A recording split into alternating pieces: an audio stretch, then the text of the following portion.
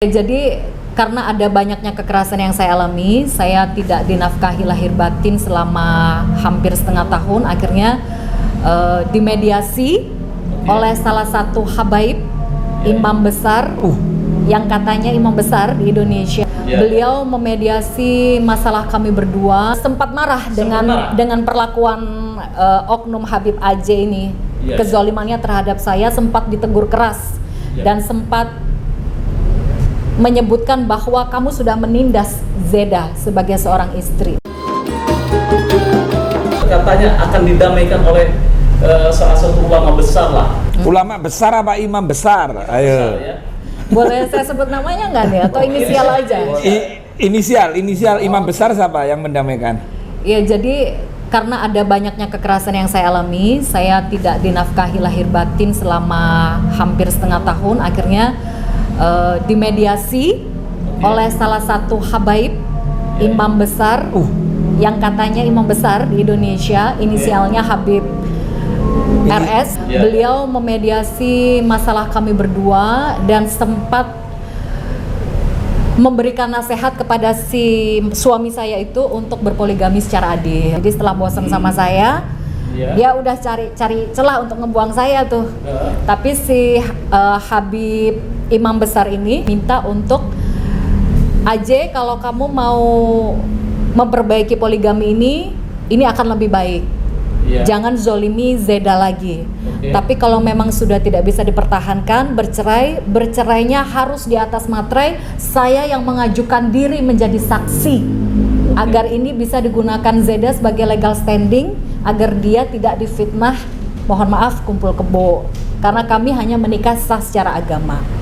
Baik. Tapi hal itu tidak dilakukan oleh oknum Habib suami saya ini. Dia nggak berani bikin surat di atas. Sempat marah dengan perlakuan oknum Habib AJ ini. Kezalimannya terhadap saya, sempat ditegur keras dan sempat menyebutkan bahwa kamu sudah menindas Zeda sebagai seorang istri, gitu. Tapi kelanjutannya bagaimana? Nah kan gitu maksudnya. Kelanjutannya waktu itu kan imam besar ini ingin bertemu saya untuk kedua kalinya agar ada surat di atas materi ditandatangani oleh oknum Habib AJ ini. Tapi akhirnya entahlah, sampai sekarang nggak ada kejelasan. Jadi sampai sekarang status Anda itu belum jelas dengan Nah begini, saya agak miris ya kalau mau cerita ini. Saya ini memang selama 2 tahun pernikahan itu kan banyak kekerasan yang saya alami. Saya meminta tolong ceraikan saya. Ceraikan saya dengan cara yang baik. Dia tidak mau. Sampai akhirnya dia datangi saya, cekcok sebentar tuh. Kamu sudah setengah tahun menelantarkan saya, terus sekarang datengin saya kayak nggak punya dosa. Sampai akhirnya dia datangi saya, cekcok sebentar tuh. Kamu sudah setengah tahun menelantarkan saya, terus sekarang datengin saya kayak nggak punya dosa. Sampai akhirnya dia mengajak berhubungan. Setelah itu beberapa menit saya ditalak, langsung ditinggal. Itu saya menjerit histeris. Dan kejadian itu ditulis oleh Komnas Perempuan dalam surat resmi yang dikirimkan ke Polres Metro Bekasi. Ada laporan itu. Dan yang terakhir, setiap kali mau memberikan saya nafkah batin, itu dia selalu memaksa saya menonton film yang tidak pantas. Kamu kenapa sih harus menonton film kayak begini? Jadi saya tuh kayak, itu udah kayak ritual yang harus rutin saya lakukan. Siapkan video yang tidak pantas itu, film yang tidak pantas itu. Saya nggak mau lihat, saya dijambak, dipaksa ngeliat. Coba bayangin jadi saya. Pada saat berhubungan sama dia, saya nangis. Tapi saya nggak nunjukin ke dia. Mbak Zeda, saya ingin closing statement dari Anda. Bagaimana jika suami Anda ini menyaksikan atau ada di hadapan Anda sekarang?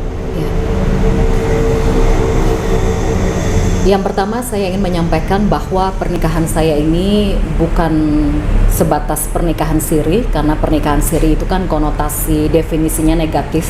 Tidak ada wali, tidak ada saksi sembunyi-sembunyi.